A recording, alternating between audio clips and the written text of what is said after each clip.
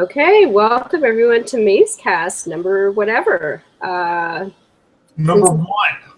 Number one, season 2. Correct. Thank you, Vince. This is number 1, season 2.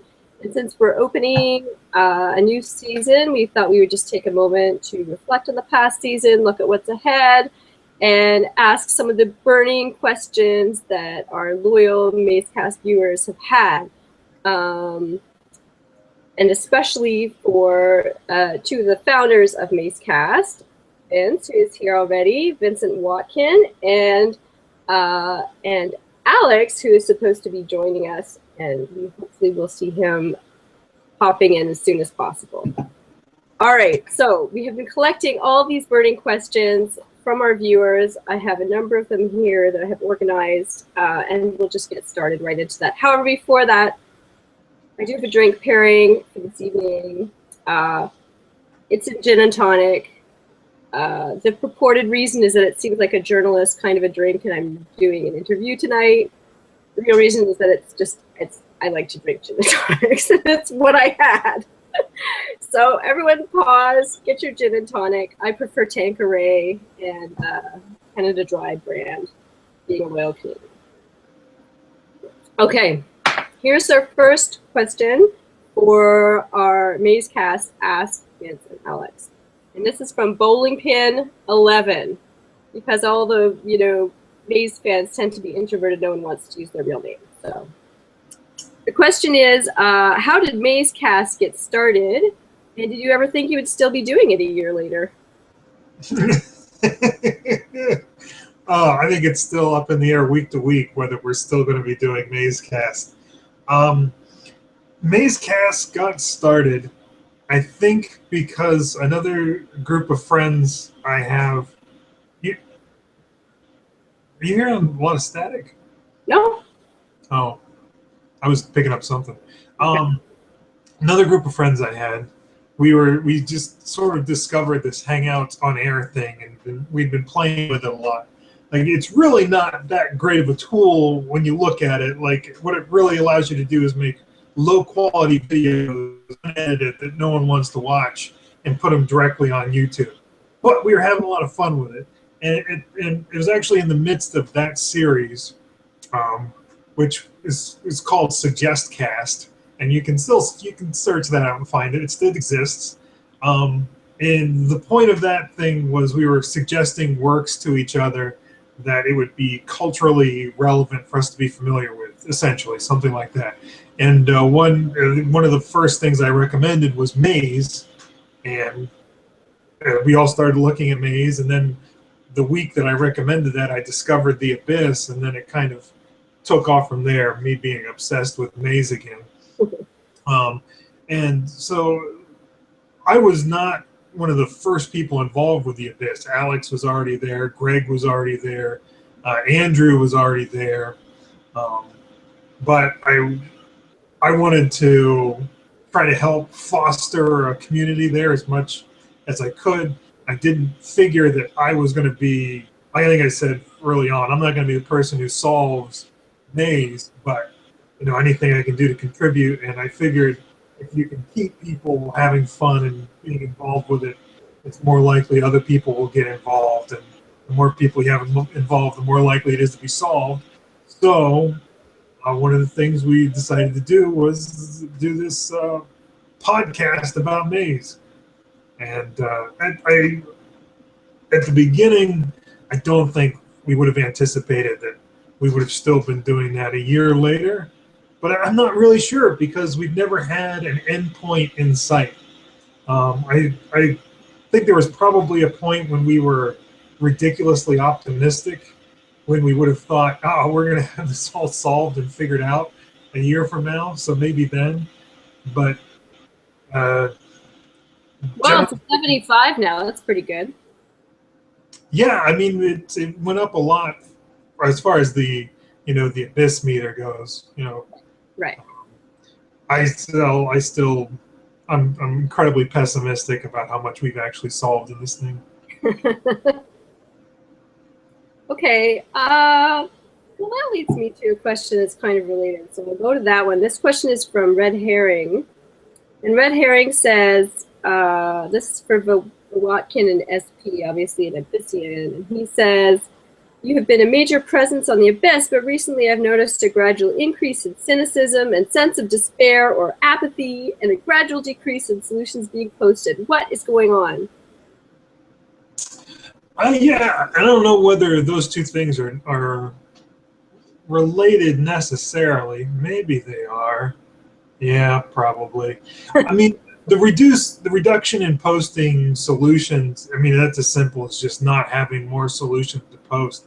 I think it just makes sense that when we're just starting out and kind of going nuts on the room, and we haven't exhausted our thoughts on each room, we had a lot more to throw out. But now we've dedicated at least a week to each room in particular. Really gone over the whole book and tore it apart. I just don't have new ideas to throw out anymore. I don't think that that's really a consequence of my cynicism. My cynicism, I think, has been. I almost hate to go into it because it's been explored, I think, in agonizing depth over so many episodes of Mazecast, where I feel like, oh man, I feel like all I'm doing is discouraging people from being involved with Maze whenever I talk about my pessimism and cynicism. I mean, I keep coming back to either we're finding really bad solutions or we're not finding the real solutions at all. And in either case, why bother? And I just feel like we have not accomplished that much in the year that really makes me feel good about either the solutions we've come up with or the puzzles that we solve, depending on how you look at it. And it's just, sometimes I get excited, but more and more I take a step back and I think, all right, if we had to explain this puzzle and this solution to someone who's not up to their eyeballs in this thing, what would they think about it? And almost always what they would think about it is that it's total bullshit. We've just gotten used to that type of thinking and solutions. We're like, oh yeah, that could work. Yeah, I think so. I think you just stay long enough that some stuff starts making sense to you, just because you really want it to. Yeah. Okay, well let's take it back to some more positive things and reasons why we still love Maze. So someone called the Minosaur has asked, do you have a favorite room in Maze? And what is it and why? Oh, that's an interesting question. A favorite room. I'm gonna repeat the question really slowly so I have time to think about it. Okay. So favorite. Do you have a favorite room in May?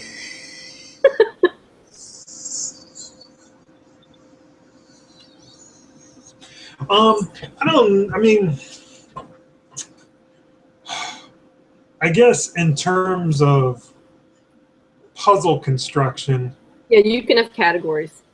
Yeah, I think room 1 is maybe the most solid and fair of all the rooms in the maze.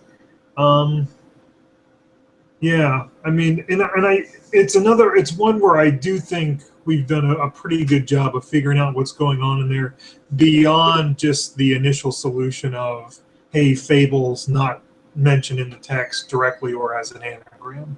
Like, if you go to the episode we did on room 1, I think we did a pretty good job of taking a lot of different elements of the room apart. I think it's one where the text and the picture are really integrated well. I think the main puzzle is fair. I think there are supporting elements that are fair. So I think that's a really well-designed room. Aesthetically, I don't think that's probably not one of my favorite rooms.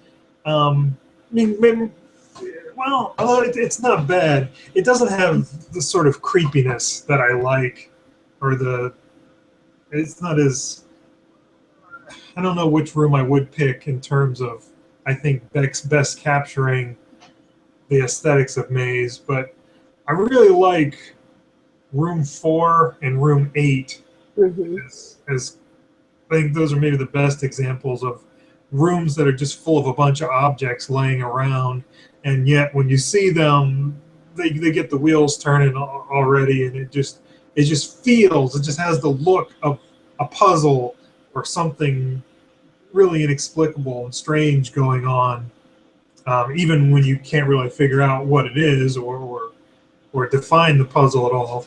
I think those two rooms really do a good job of that. If I had to, I'd probably pick room 8 maybe over room 4, but I think they're both pretty good. All right, that's a great answer. I'm interviewing, so I'm not supposed to be, participating, but I will just say that room 35 is my favorite, just because I find it so effectively creepy, even though it's quite simple. There are not that many elements in it, but I just feel like it has this sense of creepiness, and also no one has figured out, except for White Raven apparently, what is going on in that room. Yeah, so I enjoy that room, although it's certainly not satisfying. And I think it's also good in an aesthetic sense because, I mean, it's one of the 2 rooms that only has one exit, so you figure, you know there's something strange going on in there because there's nothing to figure out in terms of where you have to go, which makes the room all the stranger. Yeah. And you've got that creepy idol in the center, which sort of gives you some of the creepiness that comes in elsewhere, maybe in room 26 or maybe some rooms in the trap. Yeah, 35 is a good pick. I think that's a good iconic room. Yeah. Okay. Okay, here's one from CM 1985. That's probably Christopher Manson himself. It must be. I mean, it's not very well disguised, so it must be him. And he asked, knows, Chris. He asked, if you were trapped in an elevator with Christopher Manson, creator of Maze, for 10 minutes, after which time he would flee, what would you say to him? What would you ask him? So, this is less a question than a proposition, I guess, since it's coming from Christopher Manson himself. Christopher Manson is just curious about, what might happen if the 2 of us get trapped in an enclosed area for a short period. A little forward, I mean, especially considering that he's refused all invitations to come on the show. I mean, really, Mr. If that's what you're looking for, you could make more of an effort to make the connection.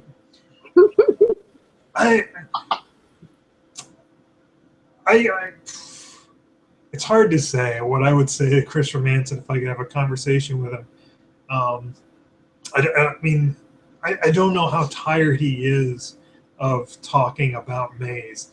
I would guess it probably doesn't get too old to have somebody tell him, hey, I read Maze when I was a kid and I loved it. And it was really influential on sort of my outlook on art and puzzles, and I'm really interested in it to this day, and I really want to figure out what's going on. I would guess he likes to hear that stuff. I would guess he's probably not too interested to talk about, why was the riddle of the maze so stupid? Or what's the deal with the devil in room 32? What's going on there, Chris? Can you just give me some insight as to what's going on? Give me one solution. He wouldn't do any of that stuff. I mean, I've put a bunch of questions on the Abyss, for their Ask Manson, for White Raven's Ask Manson thing, where every 6 months he'll ask Manson a question. I have no shortage of questions, but it's kind of hard to know exactly how I would engage Christopher Manson with it, because it kind of would depend on how interested he seemed and how he would respond. But I guess if the idea is that we're stuck on an elevator and he has no choice but to respond, or at least deal with me to some degree, I would probably want to go over with him some of the more questionable solutions that have been accepted, and just figure out, if he'd be willing to say, is that really what's going on? Is that not what's going on? How well are we really understanding what's going on here? Because I'm not sure that I really, well, I mean, again, there's this divide where if he's going to give me answers, by God, I want to hear him. I love it. But on the other hand, I know I'd enjoy the book more if he doesn't just give us all the answers. So I probably wouldn't, and he wouldn't give answers anyway. No. But I'm really unequivocally fairly interested in just what he has to say about solutions we've already offered, which I think he should fairly be able to do. I mean, he's not giving anything away if we've already given the solution by either saying, yeah, that's what I intended, or no, that's not what's going on at all. And in fact, he has done that for various people, I think. He's done it. The only thing I can remember is Gentile, where Gentile has his email address somehow and has gotten, I mean, Manson's been a pretty good sport about responding to his email and saying stuff. But even then, he's been pretty, relaxed about coming out and saying, nope, that's wrong, not it. He's kind of more like, well, I didn't really think of that, but there could be something to that. That's not bad. He's kind of respectful of ventured solutions, regardless of whether they were what he intended. Yeah. Yeah. Okay. All right. Yeah, it is hard to know. I mean, and as you say, it's hard to know whether you would really want to know all the answers. I feel like for myself, I would kind of be interested in knowing what his process was because I'm kind of interested in creating puzzles myself. So I'd kind of be interested in knowing what his process was in making the puzzle and as a whole and each room. Kind of interesting. Yeah. I mean, there's just almost anything he'd have to tell us about Maze would be interesting. I couldn't imagine being bored with any of it. Okay, so I have a question here from our friend and fellow Mazecastian, Hello Gregor / Greg. Right. And he asks, what does maze mean to your non-maze life? What impact has it had on your important relationships with others, and how has it affected the way you view the world? That's 3 questions. Okay, just pick your favorite. Not even that closely related to each other, really, across the board. Like the first 2 maybe, then the third kind of veers off. It's sort of maze in real life, right? Like. Okay, so the first question is, what was the first question? What does maze mean to your non-maze life? Not a lot, except that I've sort of tried to push it off on a few people I know. It hasn't really taken. I don't think it's had that big of an impact. Just because people in real life not been too interested in it. Okay, and so the rest of the question was, what impact has it had in your important relationships with others, and how has it affected the way you view the world? That last part is quite interesting. Yeah, that's. I don't think it's had much of an effect on my important relationships with others that pre-existed. I would say that some of the relationships that have been formed out of doing Mazecast, I would consider now important relationships. Like I think that I'm friends with people I do the Mazecast with now, and we talk fairly often. I consider those important relationships, though it has created important relationships, but I don't think it's had much impact on outside relationships, again, just because no one else is that interested in it. Okay, just give me 1 second. Oh, good night, dear. Sorry, my poor husband trying to say goodnight to me. See, that makes an effect on my important relationships. I'm like, yeah. Oh, God. Did you answer the last part? I'm sorry. How has it affected the way you view the world? How has it affected the way I view the world? Not at all. No. I mean, I don't understand how it could. What kind of impact? Well, okay, so do you like see things and go, oh, that's kind of mazy? I don't know. I feel like I'm always, my kids leave like a little broom on the floor, and I'll be like, oh, it's just like maze. I'm always having these little moments where I sort of see maze in my life. Okay. Yeah, I mean, I don't know that it happens to me too much in real life necessarily, or if this would be considered real life, but I certainly see works of art that I say that remind me of maze or maze-like. And as I've noted before, even it's an important work for me in terms of, you know, anything I would create, that it was kind of an example of a way to do things in an interesting way while being very what do I want to say, vague, not giving a lot of details. I don't know. It's been influential on me in that sense. I don't know if that's exactly what the question was getting at in terms of affecting how I see the world. No, I don't think that fits the bill at all. I don't think reading a book and then seeing things and saying, "Oh, those are kind of like that book." I don't think that really counts as changing the way you see the world. Maybe in some hyper-technical sense it does, but only in a really dumb way. Okay, fair enough. Okay, this is actually a question for me.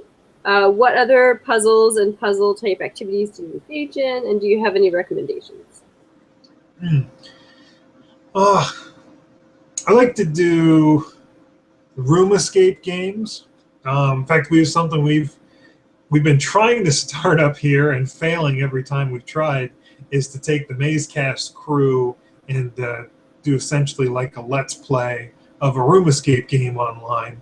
We've had technical problems when we've tried to do it. Another time we tried to do it, and the maze or the room escape game we were trying to do ended up being terrible. As far as recommendations go, I think hands down the best room escape creator I know is a guy named Neutral. He's a Japanese guy who just came out with a new game recently. I can't remember what the name of the latest one was, actually. I think Elements? Well, whatever the hell it is, it doesn't matter. I just looked it up. Yeah. Okay. Yeah. It's a really good one. I mean, you can just Google Neutral Room Escape. His website will come up. All of his room escapes are worth playing. He's one of my favorites. I've done some different, let me try to look these up now so I can get it right. Sort of maze competition-y type stuff where you know, a whole bunch of puzzles get released and you're trying to solve them. There's that MIT puzzle hunt, right? Is that what it's called? Yeah. But I started doing some of that with a group of people, I think mainly because it had a puzzle this last year that was inspired by Maze and had some reference to Maze in it, and so we did that puzzle. We ended up not doing too many of the other puzzles. There's a guy named Mark Halpin, Halpin, Mark Halpin, who's done some interesting, pretty well done puzzle extravaganzas, as he calls them, where it's just a long series of related puzzles. You solve those, you get clue words that you then put together to solve another puzzle, and it all goes together to get one big solution for the whole thing. Those are pretty well done. Other than those, I can't think of a recurring source of puzzles I go to. It's more kind of somebody I know will suggest something to me, say, hey, here's a good puzzle, or here's a good puzzle game, or something. None of these things. Oh, sorry. Go ahead. Have you seen Games Magazine? Yeah.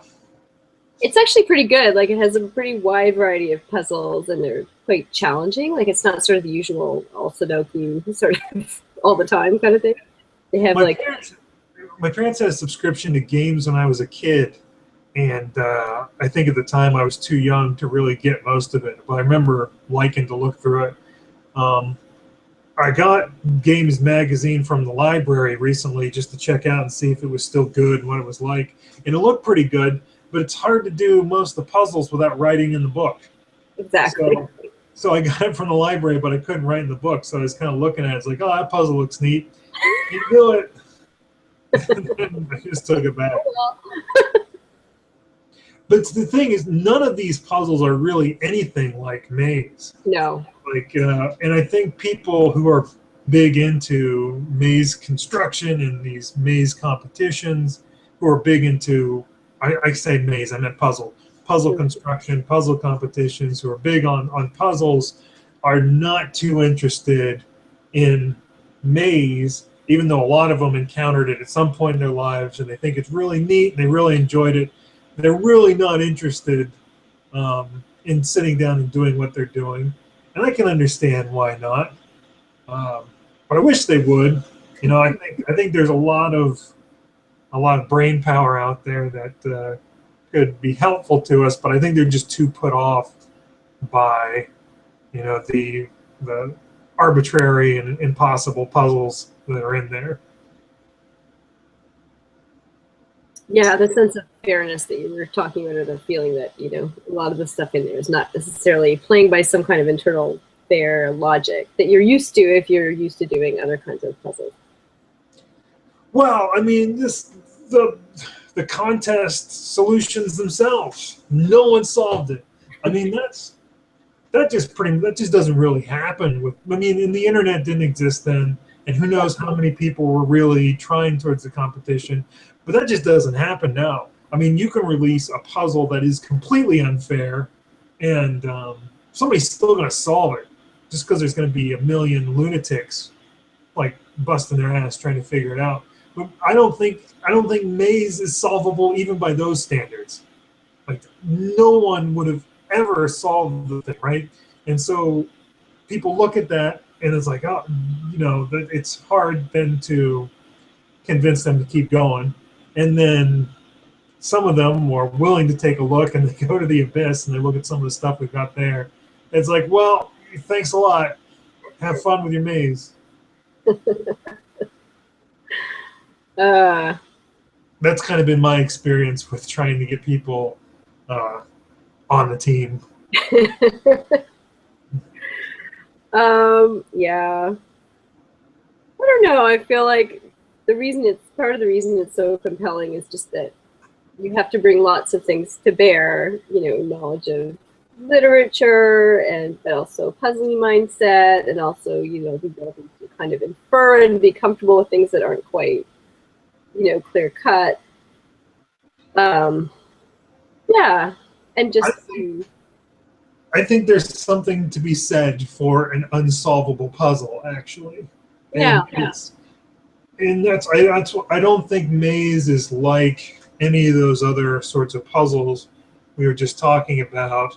Maze is a work of art in the way that those things really aren't.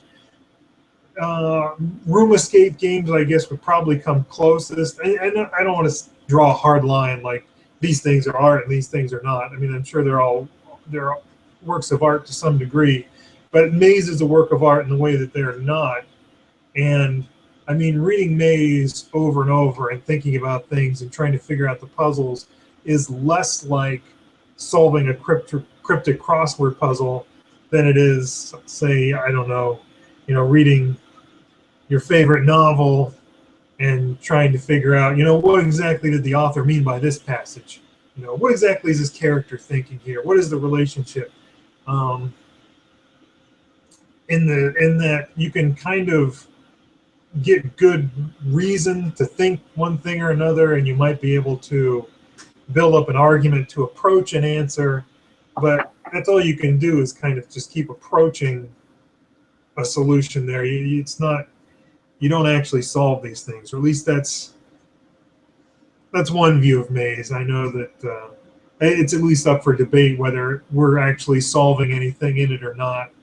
I feel like we're probably not really solving most of it, but we are going through that process of thinking about it and figuring things out, and it's kind of circling around an answer that I just think we're never actually finding for most of it. And I think there's value in that. I think that's why we're still talking about maze. I don't know that it's enough just to make puzzles that are impossible. That's not going to keep people interested. But it's kind of part and parcel with maze that it's such a, the artwork, the narrative, they're both so compelling. They kind of draw you in and make you want to keep thinking about it, even when you goddamn know that you're not figuring anything out. Well, I really like the idea of thinking about it as it's less solving a puzzle and more a way of interacting with a piece of art. And it's almost like all of us are participating in this huge performance art piece, right? Where we're all, doing this interactive thing on the Abyss and Mazecast and, interacting with the artwork. And, I think like in contemporary art, someone could have a field day with this and like write a thesis about it and stuff. Because really that's what it is, as you say, it's interpretation and, it's our various responses to it. And yeah, that's interesting. And actually, when you look at Room 45 in that regard, I mean, the tragedy of Room 45 then becomes the fact that they had to release the solution. They had to tell them what it was, which means we can all look at it and say, God damn, that's ridiculous. But if they didn't do that, I mean, there's so much stuff in there that you can start to figure out, that you can start to put together, Woodrow Wilson and William Shakespeare put together the will missing. You can solve that. That the fact that there's an all and a none, all none, that's something you've got it. Yeah. You could start putting things together in there. You're never going to reach the solution, but you could approach it. And the same thing with the riddle of the path, where there are some words you could find aren't that well hidden, like the word like in Room 1, Y-O and U. That kind of stuff. You could start putting some words together, but you would never be able to actually complete the solution, I don't think, without explicitly being told through the hints. But actually, I think without ever having been given the solution, I think people would still be busting their asses figuring that out, and I think having a great time doing it. And if we hadn't been given the solution, we wouldn't know it was ridiculous.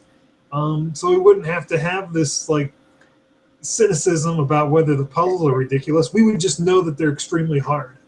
Yeah. There's a big difference. There you go. It's the metaphor of maze. It's the journey. It's not the destination. Yeah. It's life. Maze is life. Okay, my last question is about Mazecast. This is from Plangent Brio.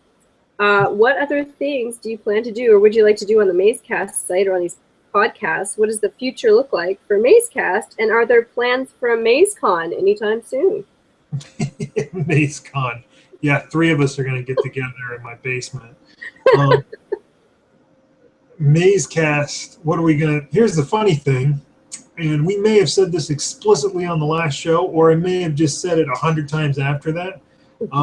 My big goal for season 2 was for me not to be talking for half the episode. And that worked really well. It hasn't occurred to me until just now. Episode 1 of season 2, what do? Ask Vince. Ask a bunch of questions to Vince. This is a great idea, because people who watch Mazecast just have no idea what my opinions are, what I think about Maze. I really need a whole episode dedicated to it. So my hope is that this never happens again. That's the plan is for the future of Mazecast. Is that the awful, miscarriage of entertainment that they're seeing right now just never recurs. Like if we can do some episodes where I don't say a word, that would be ideal. I think you're selling yourself short. Nothing to do with self-image or anything. I've done enough. I've talked enough. Fair enough. Who knows what I think about Maze? If I got a new solution to give you, I'll give you the solution. Nobody needs to hear me talk about how sad I am that Christopher Manson confirmed needles and eyes in room 34. We're already on that. We're on the same page. We're long past the page. So our next episode, as promised, is going to be Brent, right? This is the plan? That's the hope. We're doing this now because nobody was available. Nobody could make it tonight, even though we picked them tonight specifically because Brent was supposed to be available. Yeah, right. I want Brent to lead us into a new era of maze casting. Just anything different. We just want something different, different point of view, different people. Like to get new people involved all the time, but it's difficult to do. 515 is feeding us some bullshit on the Abyss of, oh, my life's crazy and I just don't have time. And like, all right, we get it. You're ugly and don't want to show your face on camera. It just, that's a challenge. well, yeah, I have to come on Mazecast now. I can't let that guy say that I'm ugly who's never seen me and doesn't even know my gender, or maybe we do. I don't know if we've been assuming 515 is male or female, or what we've been doing with 515. Yeah, I mean, gaming night doesn't come around anymore. Now he's just making all these Sega Genesis videos. I don't know what the hell's going on with that. Thale Kreider's not around. Who else is? We've got, well, the new people that come to the BIS. I just, probably offended them by making sarcastic remarks about all of their new posts, so they're not going to come around. Con Tiki, we've tried trying to get him on for the better part of the last year. He's never going to come on. He's not even posting anymore. No. And probably lots of other valuable people I'm forgetting to mention, but who cares? Because fuck you, because you're not coming on the show. So. And on that note. Good night, everybody. The number one hope is just to build community, to get more people coming. So what can we do that's going to be interesting and get people talking about that? I don't know. It's certainly not this episode and what we did, but I think I had a year to try to come up with ideas and do things, and the end result was we were, 2 inches further than we started. So I'm hoping this season to find leadership from other places. Maybe Brent will lead us into the promised land. We'll see. But mine is explicitly my goal not to come up with the new ideas for the new season. All right. Well, that's all the questions I have for Ask Vince. I hope you enjoyed it, because he's going to be silent for the rest of the season. I have no clue how many questions we did, but we should call this top 10 questions for Vince, just because whenever you put top 10 in the name of the video, it gets a bunch of hits. Okay. Yeah, it was 8, but there were like a couple of them were multiples, so close enough. That's right. Greg asked 3 questions, so it works out. There you go. All right, top 10 questions. So the 2 videos people are going to see are my top 10 solutions, which are almost completely erroneous. Either not real solutions, or I didn't come up with them. Right. And then they'll watch the top 10 questions for me.